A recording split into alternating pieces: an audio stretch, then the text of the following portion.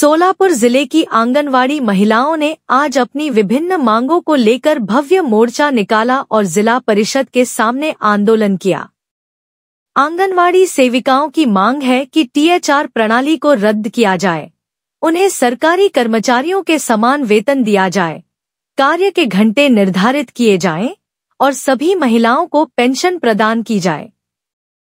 इन्हीं मांगों को लेकर जिले की हजारों महिलाएं आज उपस्थित रहीं। जिले में सर्वेक्षण के दौरान जो समस्याएं सामने आती हैं, उनमें THR प्रणाली भी शामिल है, जिसे रद्द करने की मांग उन्होंने की है। इस दौरान राज्य प्रशासन के खिलाफ जोरदार नारेबाजी भी की गई।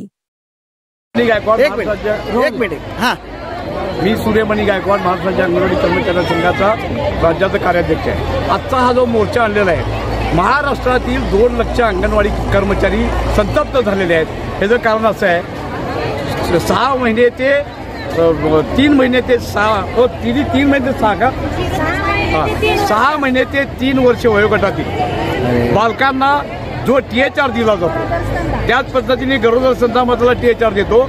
त्याचे शासनाने सांगितलं की ते जे घ्यायला येतील पालक, त्यांचे फोटो काढून त्यांची OTP नंबर घ्या असं सांगितलेलं आहे। आत्तापर्यंत त्यांच्या सह्या घेतल्या जात होत्या। अडचण अशी तयार झालेली आहे, OTP कोणी घाबरून आता OTP देत नाही। हा मोठा मुद्दा तयार झालेला आहे, कारण अनेक पालकांनी मोबाईल नंबर बदललेला आहे, ज्याचा आधार लिंक होतं त्याचं, त्यामुळे अनेक समस्या येतात। आणि वरिष्ठांची अशी धमकी आहे, अशी दादागिरी आहे की हे तुमचं THRच्या वेळेस तुम्ही त्याचे फोटो काढले पाहिजे, OTP दिला पाहिजे, ही सक्ती बंद झाली पाहिजे, यासाठी आजची मागणी आहे। नंबर 2, लाभार्थ्यांचे मुलं जे वर्गात येतात त्यांचं हेड काउंटिंग करायला त्यांनी सांगितले।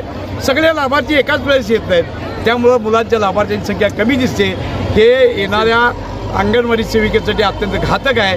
हे दोन्ही फेस रिकॉग्निशन आणि हेड काउंटिंगचा पूर्णपणे हा जो शासनाने नियम काढलाय तो रद्द करावा, अशी आमची मागणी आहे।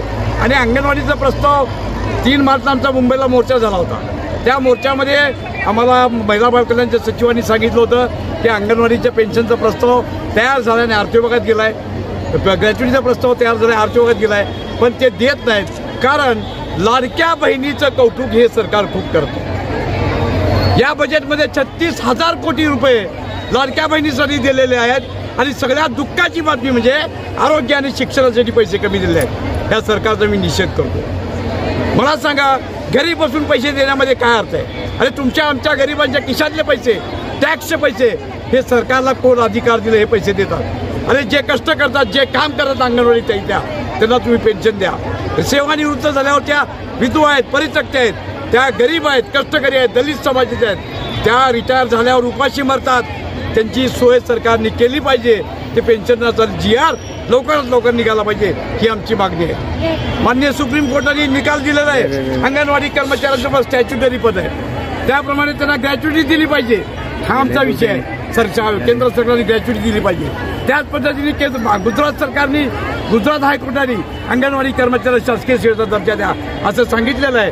त्याच पद्धतीने जर का हायकोर्ट सांगतं, सुप्रीम कोर्ट सांगतं, तर हे केंद्र सरकार काय करत आहे? सुप्रीम कोर्टाचं ऐकत नाही, म्हणजेच हुकुमशाही पद्धत ह्या देशामध्ये लागू झाली आहे असं माझं मत आहे। आमचे कॉम्रेड M.A. पाटील अंगणवाडीच्या